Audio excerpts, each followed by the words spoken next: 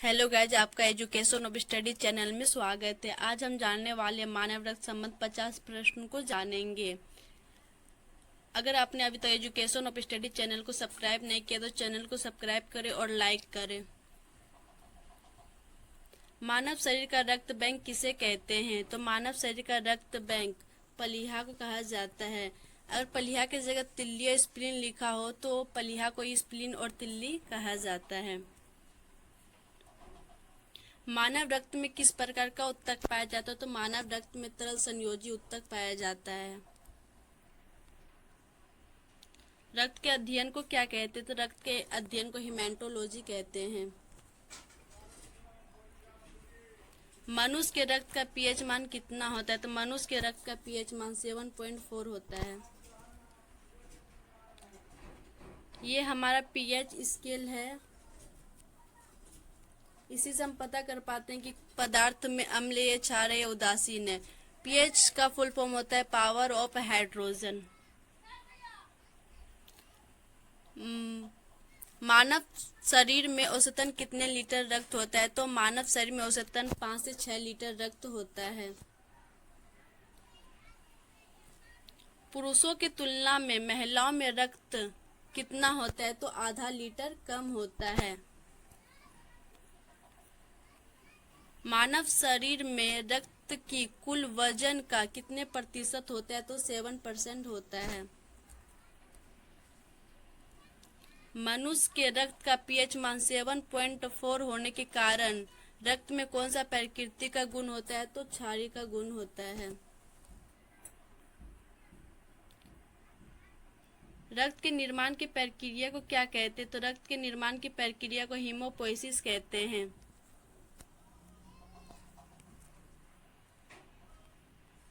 रक्त के कितने प्रकार होते हैं या रक्त के कितने भाग होते हैं? तो 2 भाग होते हैं। एक प्लाज्मा।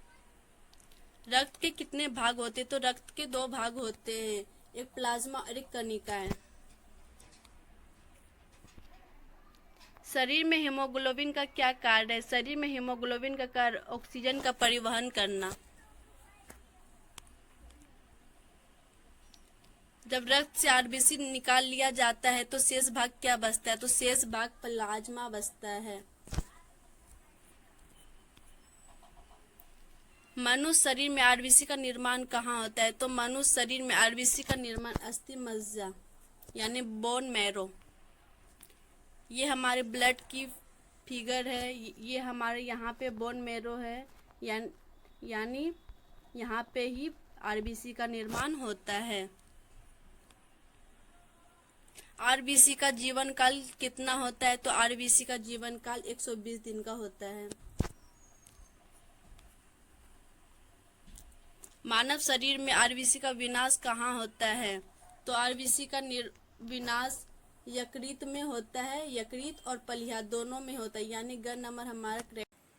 प्लाज्मा का रंग पीला किस कारण होता है? तो प्लाज्मा का रंग पीला बिलीरुबिन के कारण होता है। आरबीसी का वैज्ञानिक नाम क्या है? आरबीसी का वैज्ञानिक नाम एरिथ्रोसाइट है। प्लाज्मा का रंग कैसा होता है? प्लाज्मा का रंग हल्का पीला होता है। मानव शरीर में सबसे छोटी कोशिका कौन सी होती है? मानव शरीर में सबसे छोटी कोशिका लाल रक्त कणिकाएं, जिसे आरबीसी बोला जाता है। ये ब्लड की संरचना है। ये हमारा वाइट सेल यहाँ है, white blood cell, red blood cell यहाँ और प्लेटलेट्स यहाँ है। रक्त का लाल होना किसके कारण होता है? रक्त का लाल होना हीमोग्लोबिन के कारण होता है। रक्त परिसंचरण क्या है? रक्त परिसंचरण, रक्त के प्रवाह को ही रक्त परिसंचरण कहते हैं। आरबीसी की कमी से क्या होता है? आरबीसी की कमी से पीलिया और एनीमिया दोनों होता है।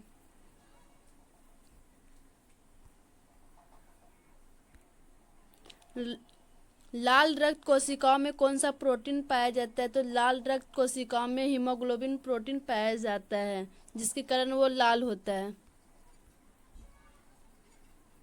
रक्त में लगभग कितने भाग प्लाज्मा होता है? तो रक्त में लगभग 55% प्लाज्मा होता है। रक्त रक्त में जल कितने भाग होता है? तो जल 90% भाग होता है। प्लाज्मा का क्या कार्य है? प्लाज्मा का कार्य है घाव भरने का काम करता है।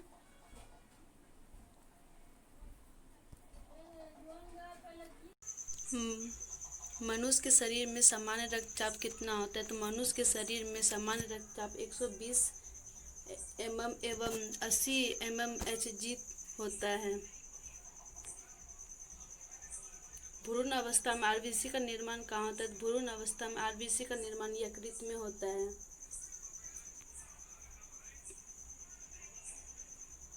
आरबीसी की खोज किस वैज्ञानिक ने की है? तो आरबीसी की खोज एंटोनी ल्यूवेनहॉक ने की थी।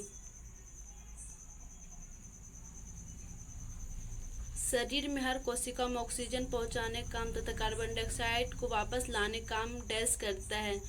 तो ये हीमोग्लोबिन का काम होता है ऑक्सीजन का हमारे शरीर में हर कोशिकाओं में पहुंचाना और कोशिकाओं से कार्बन डाइऑक्साइड को वापस लाना।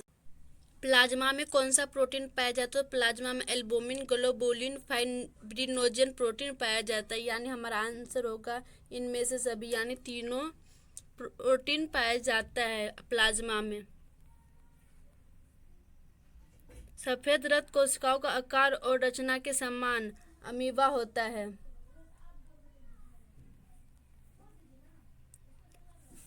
सफेद रक्त कोशिकाओं का जीवन काल कितना दिन का होता है? तो सफेद रक्त कोशिकाओं का जीवन काल 2 से 4 दिन का होता है।